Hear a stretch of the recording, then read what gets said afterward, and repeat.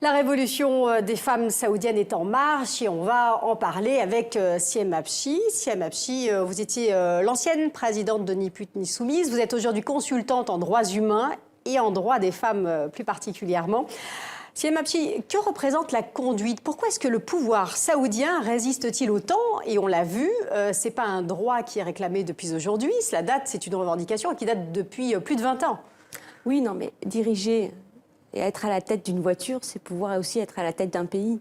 C'est pouvoir être dans un espace sans tuteur. Aujourd'hui, les femmes sont des mineures en Arabie Saoudite. Elles ne peuvent pas se déplacer sans un homme ou un tuteur. Elles ne peuvent pas sortir du pays sans un homme ou un tuteur. Les autoriser à conduire, c'est-à-dire être dans un espace sans un homme, c'est ouvrir la voie à d'autres droits politiques, sociaux et économiques. Alors justement, quelles pourraient être les autres revendications des femmes saoudiennes?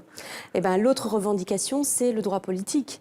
En 2005, les élections municipales n'ont pas pu être organisées avec la participation des femmes. Pour des questions d'organisation, il fallait séparer les hommes et les femmes, mais aussi parce que l'État n'est pas prêt. Et les oulémas qu'on vient d'entendre, on a eu un représentant, ne sont pas prêts. Mais pourtant, les femmes, on ne s'en rend pas bien compte ici de ce côté de la Terre.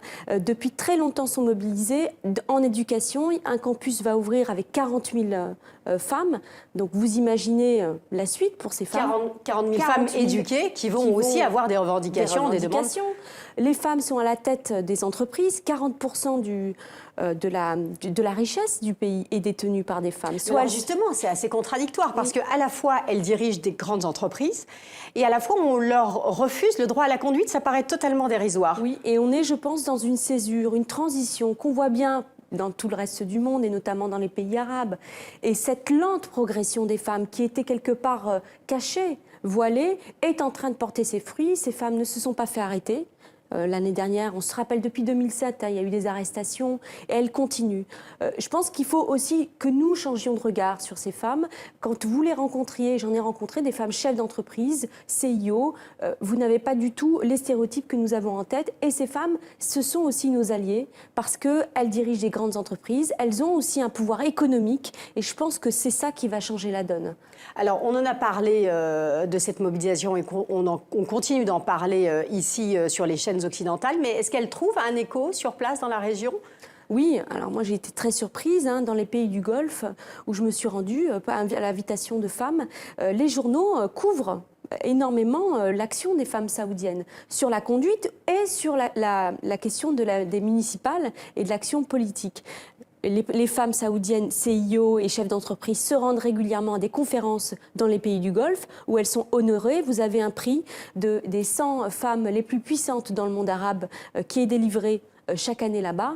Donc il y a une dynamique qui est en marche et je pense que nous devons la soutenir, en tout cas d'abord en tant que femme, mais aussi en tant que citoyenne. Aujourd'hui, nous devons être à leur côté. Alors justement, il y a une dynamique qui est en marche. Elles trouvent un écho dans la presse, sur place, à l'étranger. Mais est-ce qu'elles ont des soutiens à l'intérieur du gouvernement saoudien ou en tout cas à l'intérieur du pays? Alors paradoxalement, oui. On a évidemment, notamment le roi, le prince Abdallah, dès 2005, avait notamment organisé une délégation de femmes saoudiennes qui a fait le tour du monde. Il a pris une photo. Aucune d'entre elles ne portait le niqab et le voile intégral, ce qui était interdit. On a un soutien, évidemment. Les premières écoles de filles ont été ouvertes par le roi Faisal. Donc, il y a des soutiens stratégiques, mais la question, c'est que ouvertement, les oulémas aujourd'hui font barrage et bloquent le pays. Je vais vous donner un exemple. En 2005, 2 femmes ont été élues. C'est la seule élection qu'on connaisse à la tête du collège de la Chambre de commerce de Jeddah.